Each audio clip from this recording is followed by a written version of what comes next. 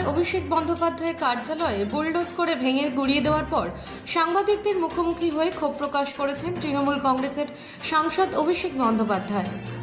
15 তারিখ তার প্রতিনিধি দেখা করার পরেও কোন আইনে তা ভেঙে দেওয়া হয় তা নিয়ে প্রশ্ন তুলে অভিষেকের হুঁশিয়ারি, আইনি পথে লড়াই চলবে। পাশাপাশি বিক্ষিপ্ত তৃণমূল শিবিরকে কটাক্ষ করে তার মন্তব্য, বিক্ষিপ্ত বিধায়ক সাংসদরা ফিরে এলে ইস্তফা দিতে রাজি তিনি। Bureau report, রাতদিন news network. আনন্দে মেতেছেন তৃণমূল কংগ্রেসের পার্টি অফিস ভাঙা হচ্ছে বলে, আর যারা বলছেন অবৈধ, 15 তারিখ হিয়ারিং এর জন্য ডাকা হয়েছিল, সেখানেও আমাদের প্রতিনিধিরা গেছিল এবং কিসের বেসিসে কমপ্লেনটা ফাইল হয়েছে, কমপ্লেনের একটা কপি চাওয়া হয়েছিল, সেই কমপ্লেনের কপি জেলা প্রশাসন দিতে পারেনি। এই গত 15 তারিখের কথা বলছি, আজ থেকে দুদিন আগে, আজকে 18 তারিখ। দুদিনের মধ্যে একদম একতলা দুতলা বুলডোজার দিয়ে প্রায় ভেঙে গুড়িয়ে দেওয়া হয়েছে। এবং সেখানে খালি জেলা প্রশাসনের লোক নয়, মানে পুলিশ বা বিডিও বা বিএলআরও, খালি সরকারি আধিকারিক নয়, বিজেপির নেতারা বিজেপির ঝান্ডা নিয়ে গেরুয়া ফেট্টি মাথায় বেঁধে, গেরুয়া উত্তরীয় পরে, মুখ ঢেকে সেই পার্টি অফিসে ঢুকে তাণ্ডব লীলা চালিয়েছে। এই সব ভিডিও আমাদের কাছে রয়েছে। আমরা এক্ষুনি চিফ জাস্টিসের মহামান্য প্রধান বিচারপতি যিনি ওএসডি রয়েছেন তাকে একটি ইমেল পাঠিয়েছি, সমস্ত ভিডিও অ্যাটাচ করে হাইকোর্টের দৃষ্টি আকর্ষণ করে যত দ্রুত সম্ভব আমরা চেষ্টা করবো এই মামলা মেনশনিং করে শুনানি করার, এবং সুপ্রিম কোর্ট অব্দি আমরা যাব। ভিডিওয় যাদের দেখা গেছে তারা কেউ কিন্তু বাঁচবেন না, আইনের হাত অনেক দূর।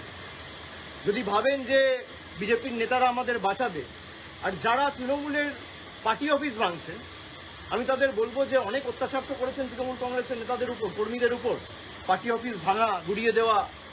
যে ধারায়, যে আইনে আজকে পার্টি অফিসগুলো ভাঙা হয়েছে না, একই আইনে কিন্তু যখন আবার সরকার পাল্টাবে, বিজেপির একটা পার্টি অফিস বাংলায় থাকবে না। আমি হুঁশিয়ারি দিচ্ছি না, যে আইনে আপনি ভেঙেছেন একই আইন প্রযোজ্য করেই ভাঙা হবে।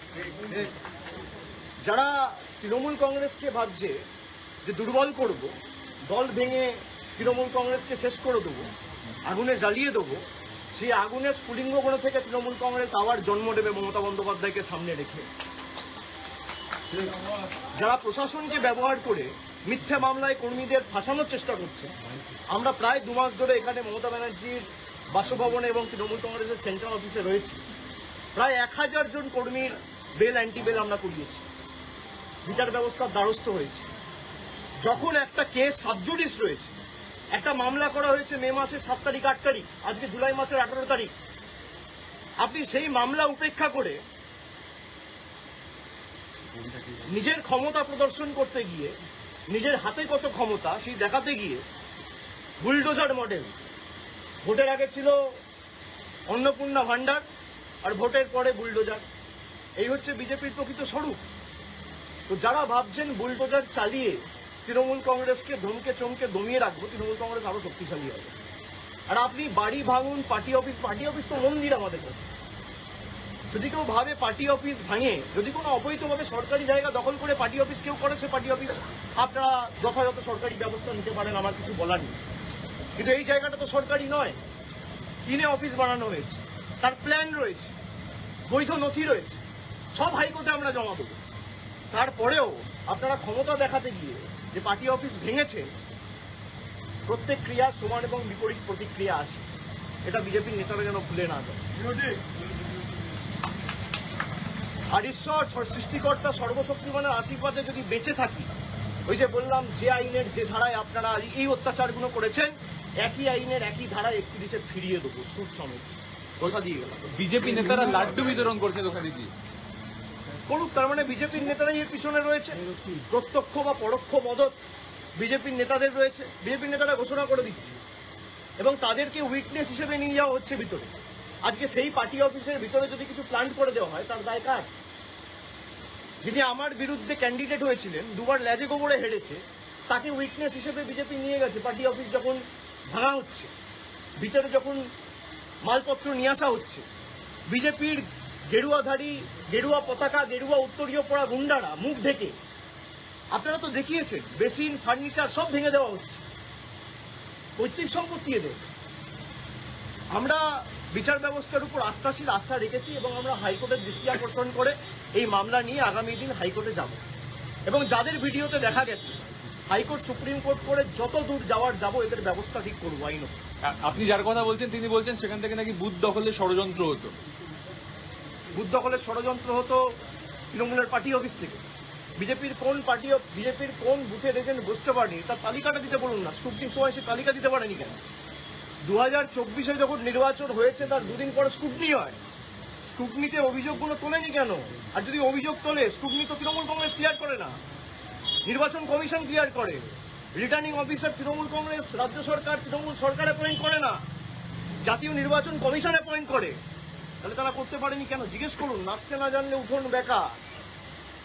14 দাঁড়িয়েছিল গোয়ারা হেরেছে, 24-এ দাঁড়িয়েছিল গোয়ারা হেরেছে। প্রতিহিংসার রাজনীতি। গোয়ারা হেরেছে বলে আজকে প্রতিশোধ নিতে নেমেছে। এর বিচার মানুষ করবে, চিন্তা করার কারণ নেই। আমার মানুষের উপর ভরসা আস্থা রয়েছে। আর বাকি যদি কোনো প্রশ্ন থাকে কুণাল ঘোষ আছে। 21 जुलाई पहले देख रहा है लेकिन कोई धार्मिक से मदन मित्र भी ज्वाइनिंग किया हुआ है, उनको कोई ज्वाइनिंग किया नहीं, वो सबका अपना अपना मत है, हक है, जिसको जहां जाना है जाए, उसमें दिक्कत क्या है?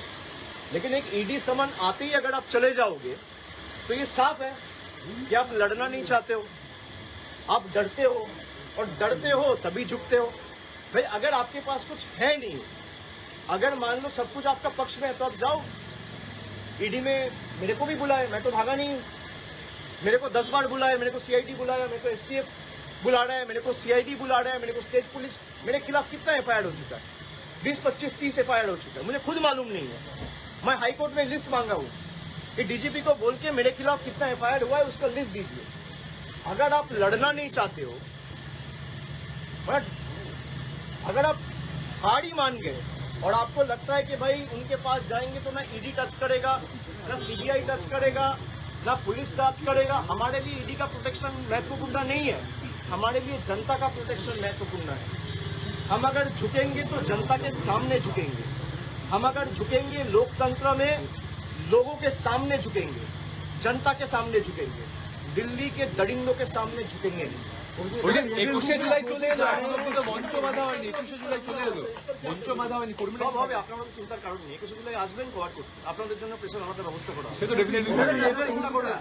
अच्छा दादा रेबल ग्रुप में जो भी एमएलए जा रहे हैं, एमपी जा रहे हैं, आपके ऊपर ही मतलब दोषी ठहरा रहा है आपको कि आपकी वजह से हमने रेबल ग्रुप ज्वाइन बीजेपी किया। का स्क्रिप्ट है ना, वही बोलोगे तभी तो पुलिस से बचे रहोगे। अगर आप अभिषेक बनर्जी को 4 गाली नहीं दोगे तो पुलिस आपको नहीं छोड़ेगा। अगर आप गाली दोगे तभी आप बचे रहोगे। जो 4 तारीख के बाद जा रहे हैं, 4 तारीख के पहले चला जाता, मैं तो पहले भी था। भाई 24 में पार्टी जीत के आया, 29 आसन पार्टी जीता, तो अगर हार का जिम्मेदारी अभिषेक बनर्जी का है, 24 में जीत का जिम्मेदारी भी अभिषेक बनर्जी का है, मानोगे? और अगर किसी को मेरे से दिक्कत है, मैं तो चुनौती देता हूं। भाई 60 एमएलए गए हैं, कुछ लोग गए